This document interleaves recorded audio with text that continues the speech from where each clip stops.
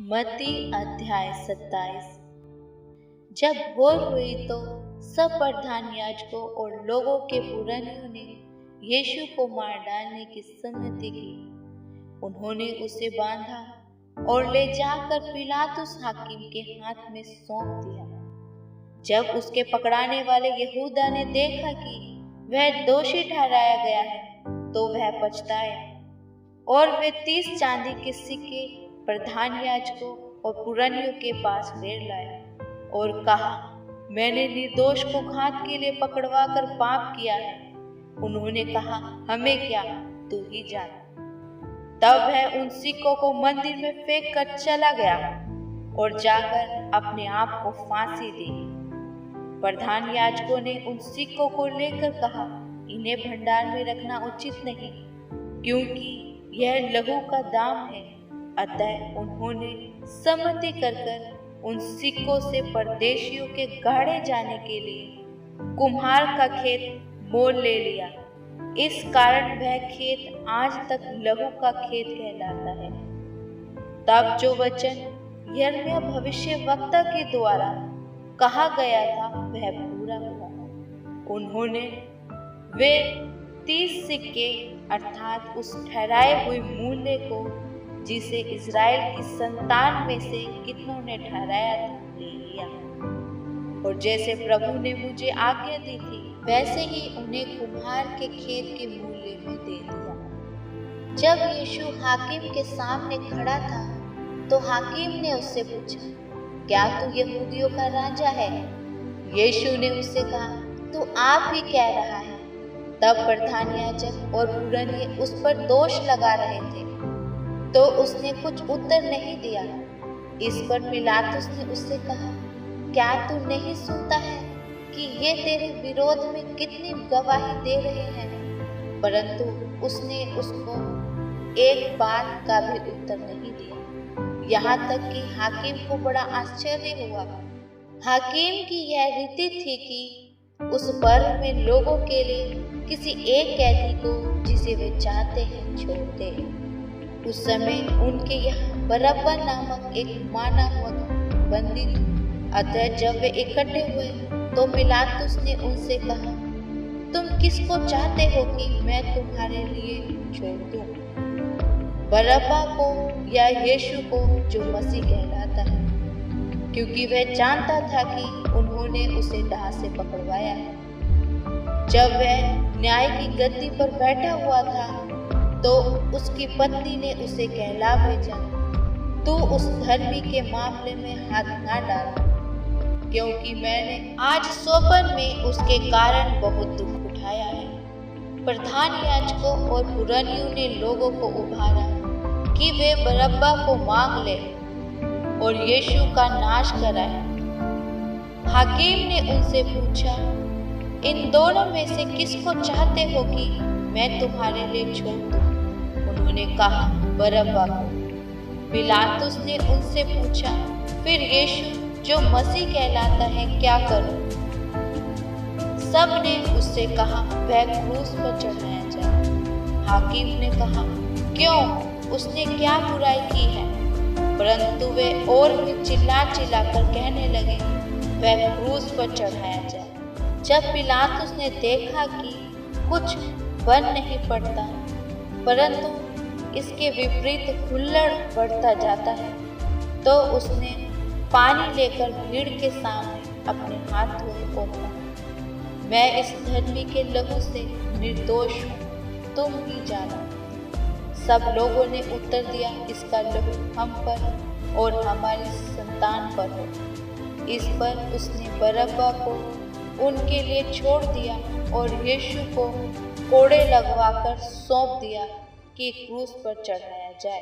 तब हाकिम के सिपाहियों ने यीशु को किले में ले जाकर सारी पलटन उसके चारों ओर इकट्ठी की और उसके कपड़े उतारकर उसे लाल रंग का बागा पहनाया और कांटों का मुकुट गूंथकर उसके सिर पर रखा और उसके दाहिने हाथ में सरकंडा दिया और उसके आगे घुटने टेक कर उसे ठट्ठों में उड़ाने लगे और कहा, हे यहूदियों के राजा नमस्कार, और उस पर थूका और वही सरकंडा लेकर उसके सिर पर मारने लगे।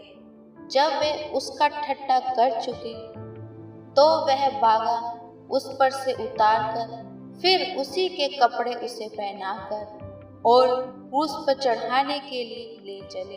बाहर जाते हुए उन्हें शमौन नामक एक कुरेनी मनुष्य मिला। उन्होंने उसे बेगार में पकड़ा कि उसका क्रूस उठाकर ले चले।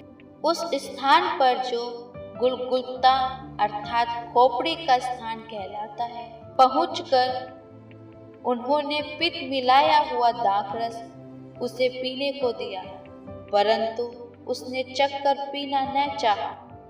तब उन्होंने उसे क्रूस पर चढ़ाया और चिट्ठियां डालकर उसके कपड़े बांट लिए और वहां बैठकर उसका पहरा देने लगे और उसका दोष पत्र उसके सिर के ऊपर लगाया कि यह यहूदियों का राजा यीशु है। तब उसके साथ 2 डाकू, एक दाहिने और एक बाएं, क्रूसों पर चढ़ाए गए। आने जाने वाले सिर हिला-हिलाकर उसकी निंदा करते थे और यह कहते थे, हे मंदिर के ढाने वाले और 3 दिन में बनाने वाले, अपने आप को तो बचा। यदि तू परमेश्वर का पुत्र है तो क्रूस पर से उतर आ।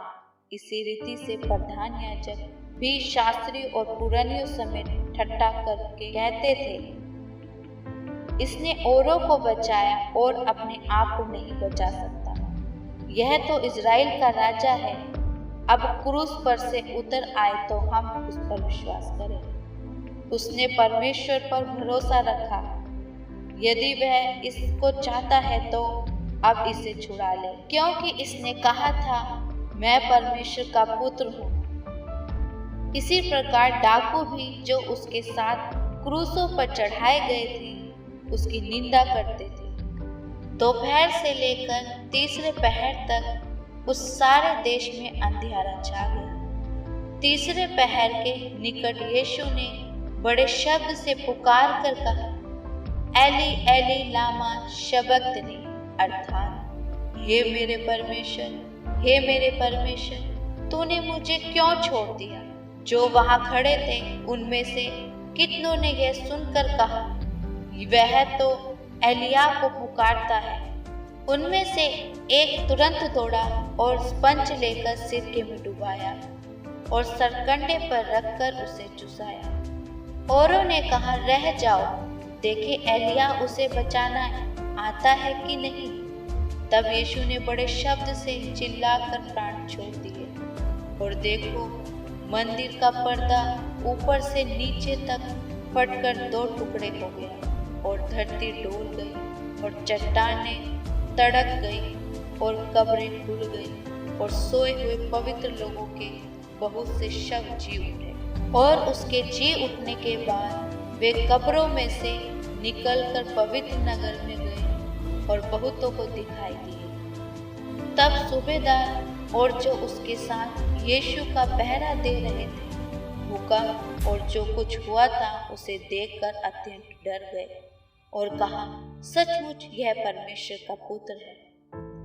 वहां बहुत सी स्त्रियां जो गलील से यीशु की सेवा करती थी उसके साथ आई थी, दूर से यह देख रही थी। उनमें मरियम मगदलिनी और याकूब और योसेस की माता मरियम और जब्दी के पुत्रों की माता थी। जब सांझ हुई तो यूसुफ नामक अरिमतिया का एक धनी मनुष्य जो आप ही यीशु का चेला था आया। उसने पिलातुस के पास जाकर यीशु का शव मांगा। इस पर पिलातुस ने दे देने की आज्ञा दी। यूसुफ ने शव लिया, उसे उज्जवल चादर में लपेटा और उसे अपनी नई कब्र में रखा जो उसने चट्टान में खुदवाई थी, और कब्र के द्वार पर बड़ा पत्थर लुढ़का कर चला गया। मरियम मगदलिनी और दूसरी मरियम वहां कब्र के सामने बैठी थी। दूसरे दिन जो तैयारी के दिन के बाद का दिन था, प्रधान याजकों और फरीसियों ने पिलातुस के पास इकट्ठे होकर कहा, हे महाराज, हमें स्मरण है कि उस भरमाने वाले ने जब वह जीवित था कहा था, मैं 3 दिन के बाद जी उठूंगा। अतः आज्ञा दे कि तीसरे दिन तक कब्र की रखवाली की जाए। ऐसा न हो कि उसके चेले आकर उसे चुरा ले जाएं और लोगों से कहने लगे, वह मरे हुओं में से जी उठा है। तब पिछला धोखा पहले से भी बुरा होगा। पिलातुस ने उनसे कहा, तुम्हारे पास पैरवे तो हैं, जाओ अपनी समझ के अनुसार रखवाली करो। अतः वे पहरुओं को साथ लेकर गए और पत्थर पर मोहर लगाकर कब्र की रखवाली